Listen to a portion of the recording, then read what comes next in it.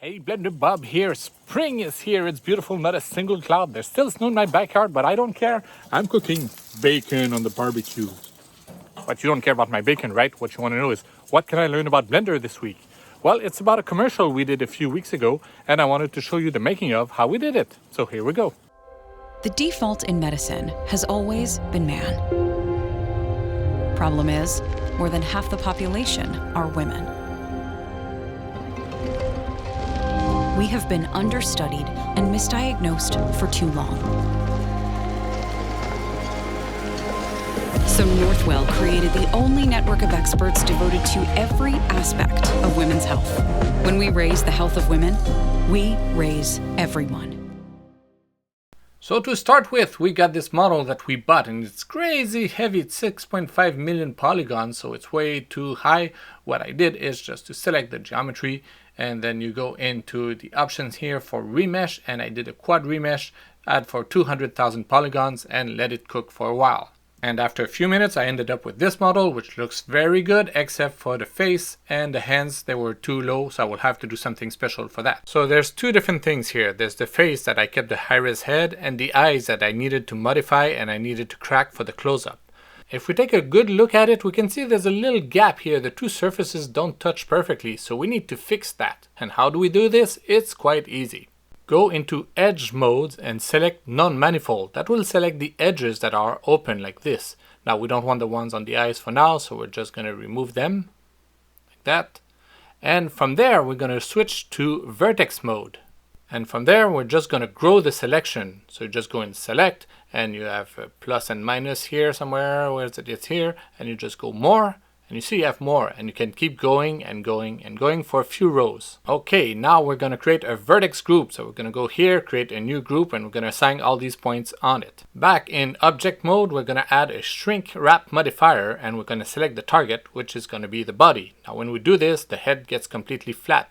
That's normal. Now what we're going to do is go into our modifier, and we're going to add for the vertex group, we're going to add the group that we created before, and now only this group is going to shrink wrap. But you can see that on the edges sometimes you get some artifacts here that we need to fix. And that's also very easy to do. We're going to do it painting the weights. So we go into the weight paint mode, and we just paint away the edges. So maybe I could go into the blur mode, and yeah, maximum strength, and just, blur the edges like this all the way around. I don't care about the back of the neck because we never see it. So you just paint away like this until you get a good result. And here we go, we get a perfect patch between the two models. See? So we don't even need to try to merge them together to connect them to make sure they're perfect. Nah, that works. Let's turn on the textures just for the fun of it and see what it looks like. You see, it's seamless. It works very well. I had to do the same technique for the eyes, for the patch for the eyes, and for the hands also, because the hands were not high resolution enough. On the body, there was this crack here that I absolutely needed to be at this exact location, so I separated the arm to do it. But how did I do that? I created a grid, and I changed the resolution to something like, I don't know, maybe 30 by 30. Let's try this. Should be enough. 30 by 30. I moved it into position and modified it to get a little curve in it. I selected all the faces and did a randomize on them to give them this little bumpy look. Then I extruded the geometry and made sure it covered the entire arm. Since we need the arm and the body, we're going to duplicate our master geometry, and we're going to make one invisible. We'll deal with it later. Now it's just a question of doing a boolean. So I select my object here, and I do a difference with that geometry that I just created. And it's just going to cut the arm just like that. Bang! Here we go. The arm is out, and now I just got the body by itself. If I make this invisible, we can clearly see it. Okay, so this is how I cut it. Now for the arm, we're going to turn the body off, and we're going to turn on the copy we did before. We're going to select it and do another boolean, but this one we're going to do an intersect instead. So intersect, and again with the same geometry. Click, and here we go. We just separated the body into two parts. Before you delete the grid that we created to do the boolean, make sure that you apply the modifier first. Now, obviously, I would not cut the entire geometry like this. It would be insane. I would need the patience of a Tibetan monk, and I don't have that. So I remember that in 2008, I worked on this movie called Journey to the Center of the Earth, and one of the jobs I had to do was to crack the floor when the albino dinosaur walks on the ground. So, can I do this technique in Blender? But first, let's see how I did it in Maya in 2008. I started with a plane that I had to cut manually because there were no tools to do this automatically in Maya. Well, there still don't. And then I went into vertex mode, I selected everything, and I keyframe all the points. I went back into object mode and I use artisan, which is kind of a sculpt tool in Maya.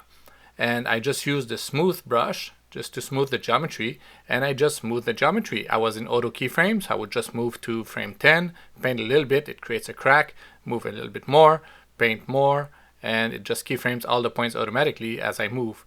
Now this is a very simple geometry and it was fast, but at the time it was really heavy and very cumbersome to do this. Once everything was done with the painting, I would go back into my object mode and extrude the geometry. I needed to do the same thing in Blender, but how? Well, the Blender community is huge and I found a guy who did a tutorial on how to do exactly that. So I will not take credit for what I'm about to show you. So let's try with this geometry here. I'm going to do a search and I'm going to search for the cell fracture. Now this comes with the Blender, you just need to turn it on.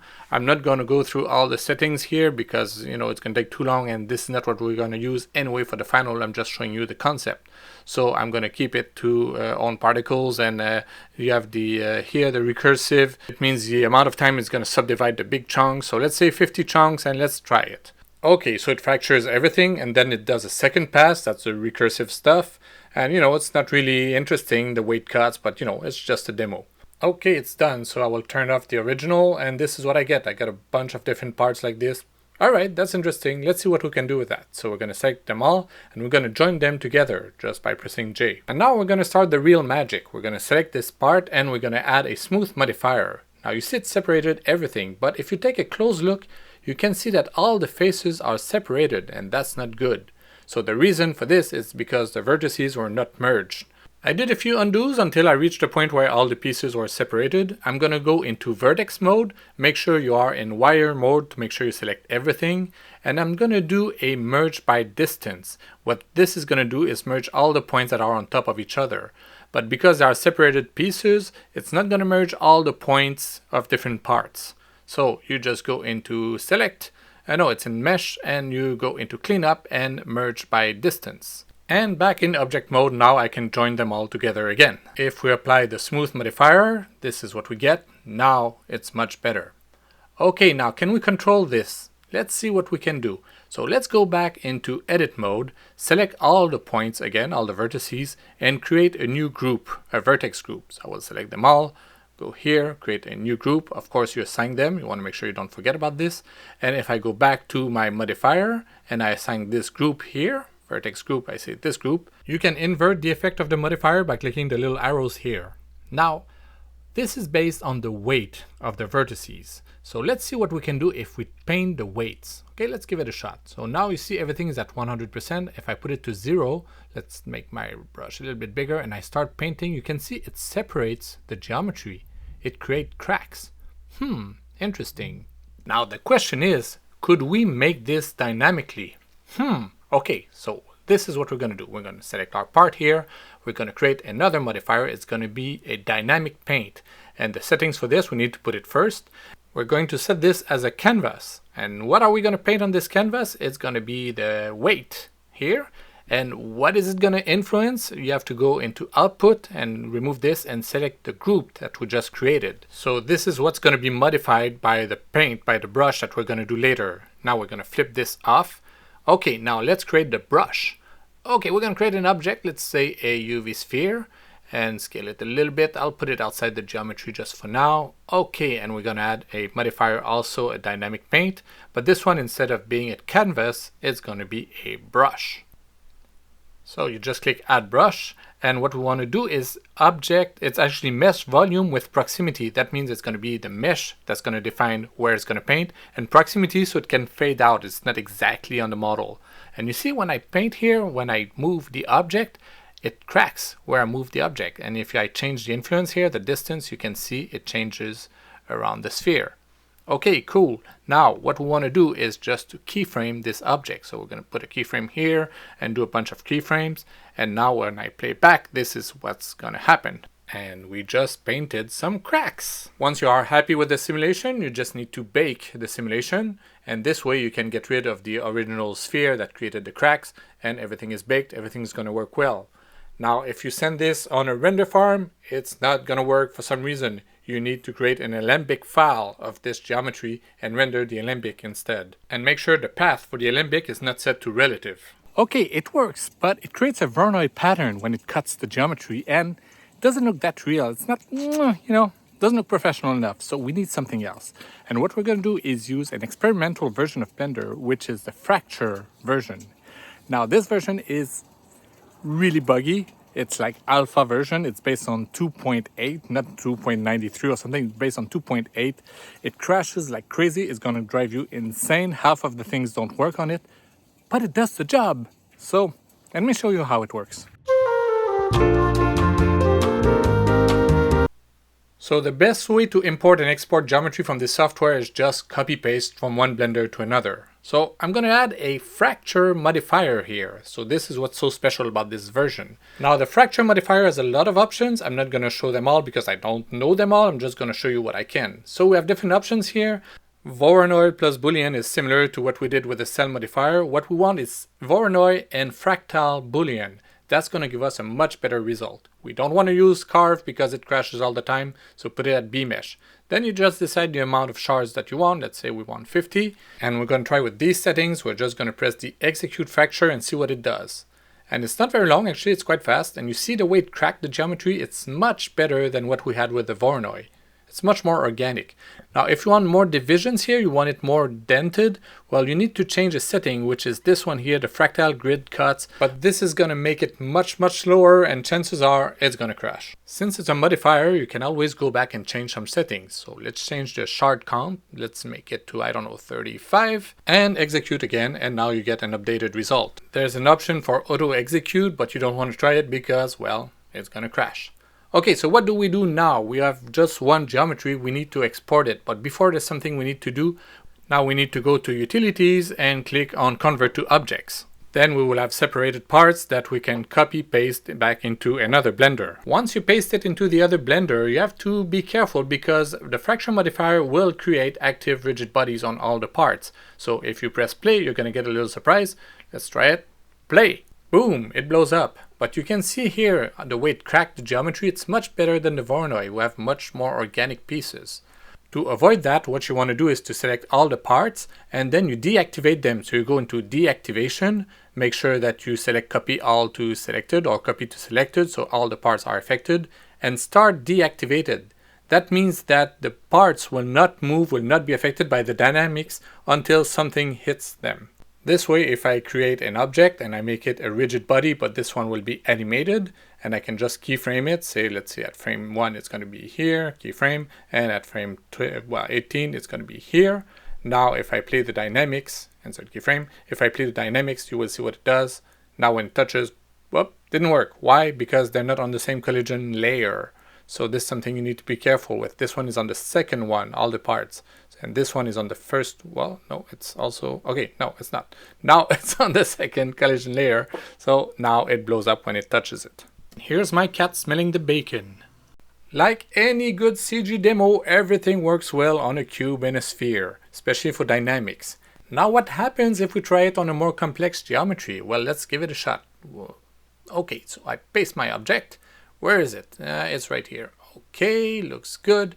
Now we're gonna add, you see, just selecting is complicated in this version. So now it's selected, I will add my modifier, so fracture modifier, the same setting as I've shown you before. So go into the basics and we change this to fractal boolean. We also need to change the solver, so we're going to change it to bmesh, and then we're going to change the number of shards. Let's try a number like, 30, and execute the fracture to see what it's going to look like. Okay, I will pretend I'm happy with it, so I will convert it to objects. Now I have the original one, I will turn it off, and whoa, where are my other parts? Well, they are still there, they're just hidden somewhere, so you need to figure out where they are. Let's move the camera away and try to see where they are, and whoa, there they are, very far away. Why? I have no idea. And these are the things that happens when you work with a beta software. Okay, it's not even beta, it's alpha. So let's isolate this part and subdivide it more, because, you know, we like a good challenge. Okay, so I skip because I don't want to show you the same thing again and again and again. Now I just want to show you that if I do a convert to objects, this is what's going to happen. So I get my original geometry, and way in the back I got the other parts. It's a total nightmare. The object scale is good, it's just the placement in space that's completely wrong. Now here is something fun for the entire family. You see all these parts here? Well, they have an interior. They are like a solid part. But we don't want that in our case because there's a woman stuck inside this statue. So we need to remove all the interior part. And the only way to do it is manually. In the modifier itself, there's something for inner material. And you would think, hey, that's going to be easy. I'm just going to separate by material. But it doesn't work.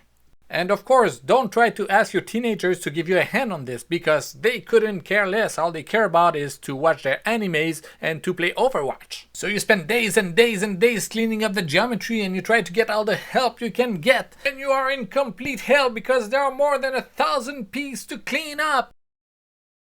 3 days later, you end up with a final model. And at this point it's a smooth ride. Once the geometry is all cracked, all you need to do is to apply the technique I've shown you before and you move all these spheres to crack the geometry.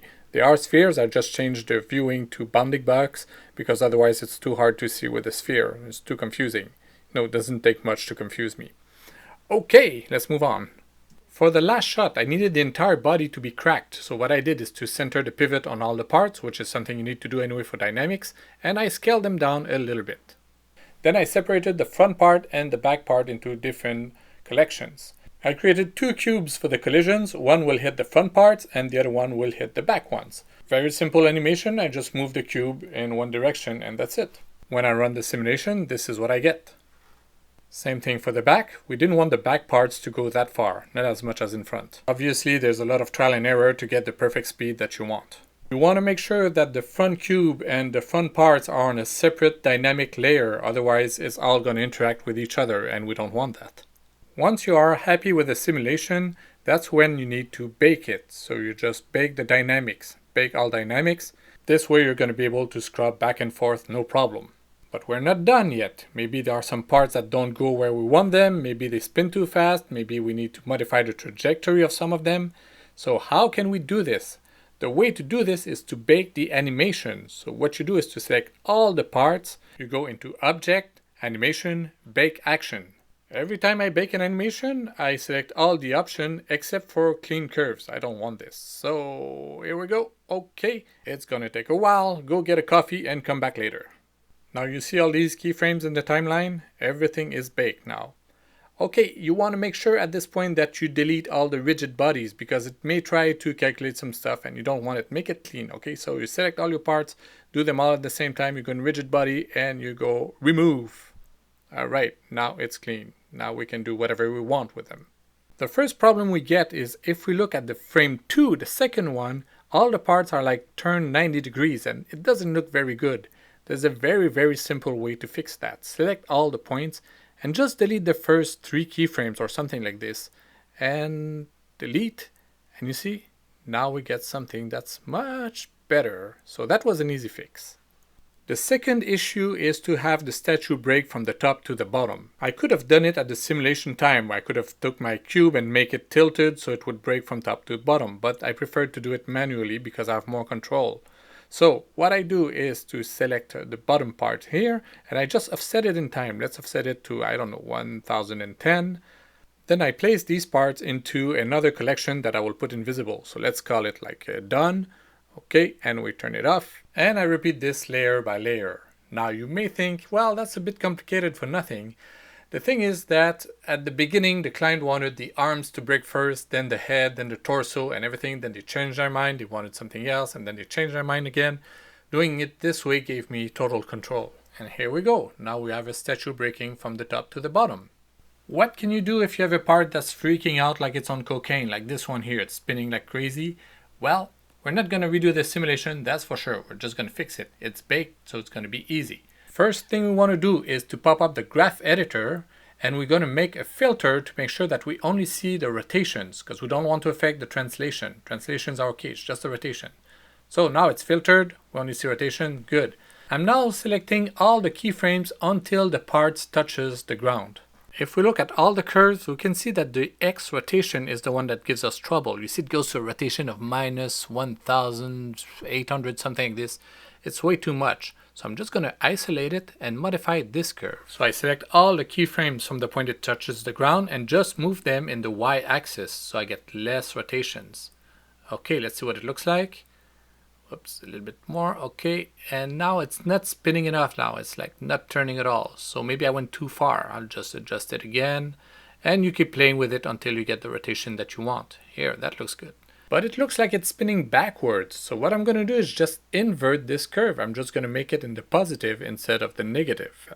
Just make sure that you are on 2D cursor mode here. So you can scale it from this point, which is the blue cross you have on screen. And just scale in Y. So you press Y and you scale and you put it in the positive. Okay, so what does it look like now? Yeah, that looks good to me.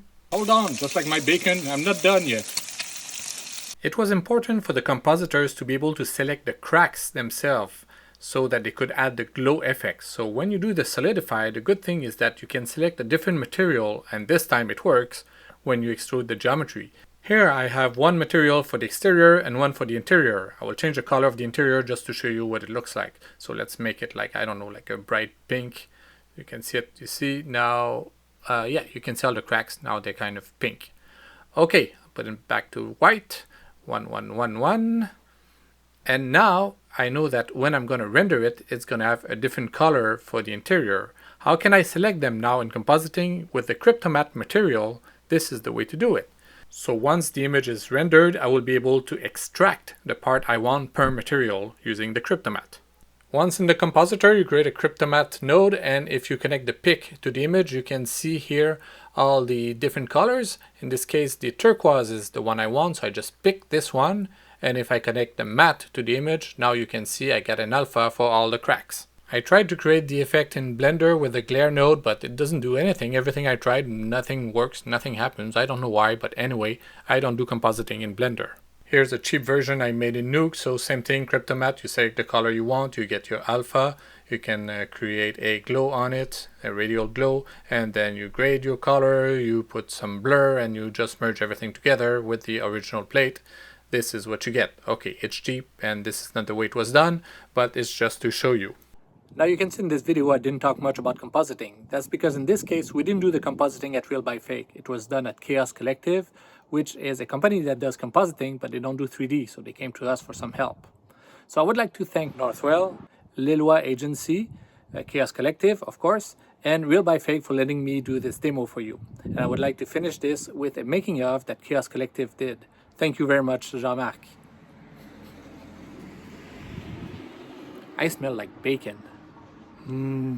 Bacon.